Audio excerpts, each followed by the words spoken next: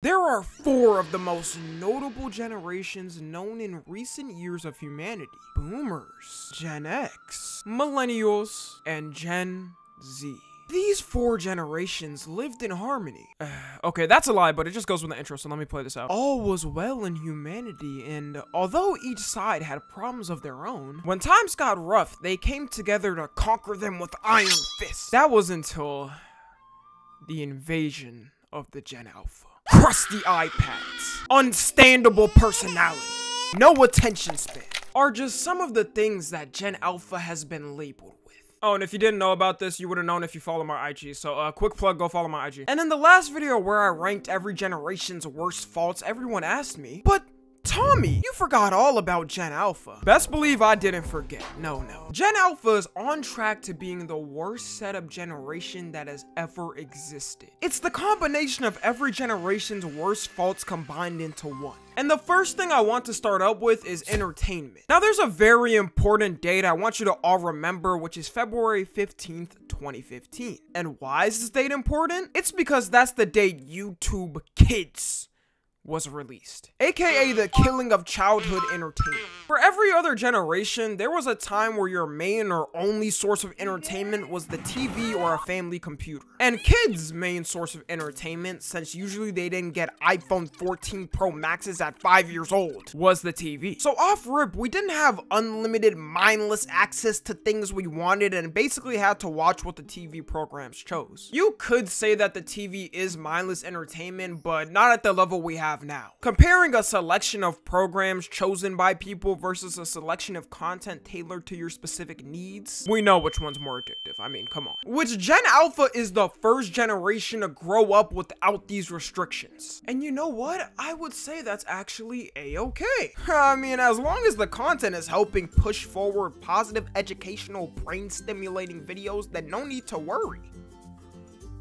Right? Yeah, for any of y'all that have taken a gander at your little cousin's iPad, you would know that's not the case. Like, bro, they really be out here watching videos like this glued to the screen. You look in their eyes while they're watching one of these, and I genuinely think you'll turn into stone. For Gen Z and Millennials, man, we really grew up with the last ounce of childhood shows that we can reminisce on with happiness. I can look on with happiness at most of the cartoons, childhood shows, and books I read as a kid. The fact that there's gonna be Gen Alpha kids looking back at Coco Melon and Skibbity Toilet then being like, oh man, they don't make them like this anymore. This shit was a classic. Nigga, no! It just sounds like a nightmare dystopian waiting to happen. Like, I'm sitting here trying to understand how they're gonna be genuinely happy and nostalgic over this shit. And don't get me wrong, okay? Gen Z and Millennials had their weird shit too growing up as well. Niggas was out here watching Uncle Grandpa, the most brain dead shit you'll ever watch. I know y'all remember the old MLG edits where whatever the f this was playing, but you know what? I'll take any of these any day over Skibbity Toilet. And another problem with all their entertainment is all the weird things they actually consume. Like, do y'all think all the weird stuff that bypasses on YouTube Kids would ever play on a television?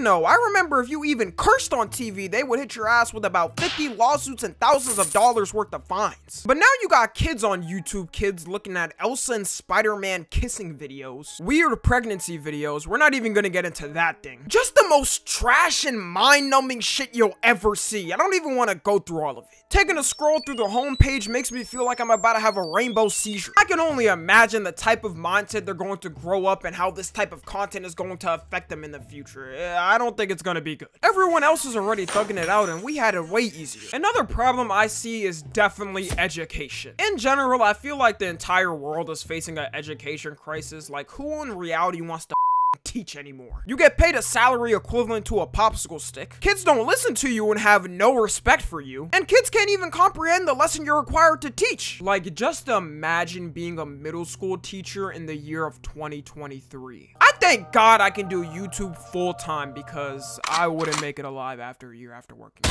And recently there's been a lot of teachers complaining about how dumb Gen Z and Gen Alpha actually are. Saying that there are 7th graders that can't even read at a 3rd grade level. Like, bro, you're supposed to be able to read chapter books by 2nd grade, and these kids out here struggling to read Dr. Seuss. Now, granted, there has always been dumbass niggas in the class that genuinely can't read, but from the amount of teachers I've seen complaining about this, it's on a whole nother level now. And I can honestly believe them just off of when I read some of the comments y'all be making. You ever see a comment online and you legit have to sit there and hyper focus to make out what they're even talking about? I'd be like, damn, did you even look at what you typed out, my nigga? What are you talking about? Maybe it was just different for me because I was a scholarly student. I've always been good at English and literature in school. But now it feels like instead of it just being two dumbasses in the class that can't read, it's the entire class that can't read. More than ever is it possible to let everything but you do the work, which is why I think this is happening. Another problem is definitely socializing. We already know all of Gen Z being addicted to their phones is causing them to be unreal, antisocial human beings,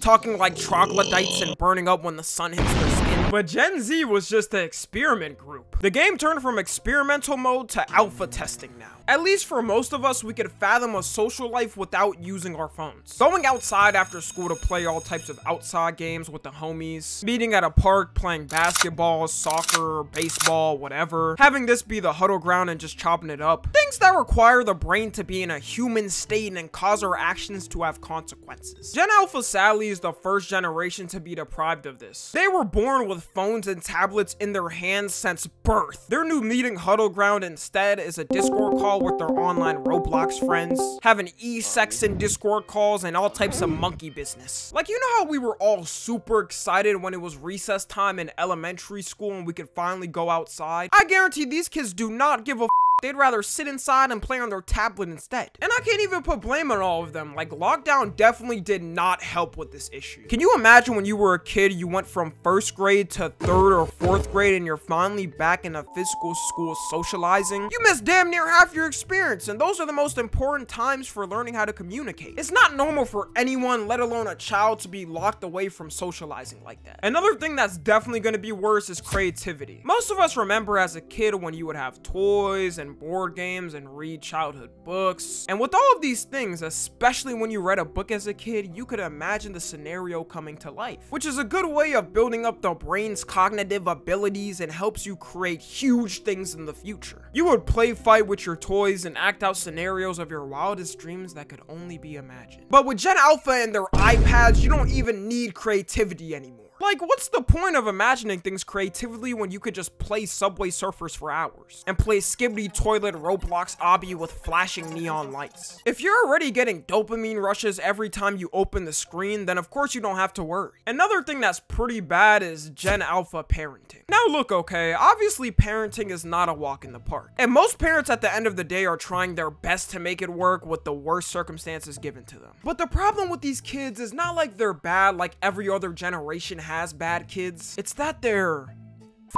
demons. Like, have you ever tried to simply take away the iPad from a kid? They throw a fit, the whole building goes down, the sky collapses on itself. It's like trying to take a bone away from a dog's mouth. The equivalent of how a crackhead would act if you took away 5 grams of their finest crystals. And in general, just not knowing manners and how to treat people. Like, I'm damn near starting to sound like a boomer. I'm not talking about in the sense of speaking to every adult like they're King Charles III. What I mean is simply saying things like sorry or thank you or excuse me. Pretty much basic things you should already be taught as a kid. Which is another thing that teachers are apparently complaining about. Saying that kids in the first grade are starting to talk back to them. For me personally, almost none of the kids talked back in elementary school with a few exceptions. If the teacher said 1, 2, 3, eyes on me, your ass better have been quiet after the me or you were getting a call home that day. And I'm putting the blame on some parents being too because if your kid acts like that to a teacher with authority, I can only imagine how much they step over you. I get if you don't want to be a super strict type parent and have PTSD from the way you got raised. But all I'm saying is,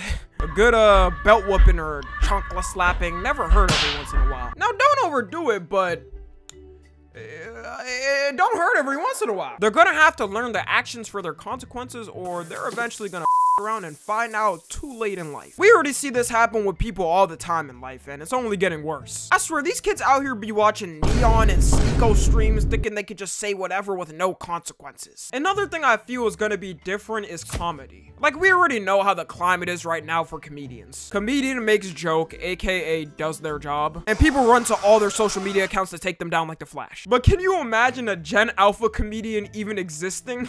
They're gonna have the shortest career lifespan before the internet swallows them whole. They're gonna have a cartoonishly goofy list of every type of group they can't joke about. It's gonna take so much brain power to figure out what would even be okay to say. So to wrap up, I actually want to talk about some positive things that hopefully maybe can come out from Gen Alpha. Like, I think by the time Gen Alpha is fully grown, almost no one is gonna get discriminated for some dumb shit. You can see all types of cultures and things at the touch of a button, which makes it so people don't have to wonder anymore. And since Gen Alpha is the most populated generation ever, okay, hold up, doing research for this vid, I just found out that there's 2 billion of Gen Alphas.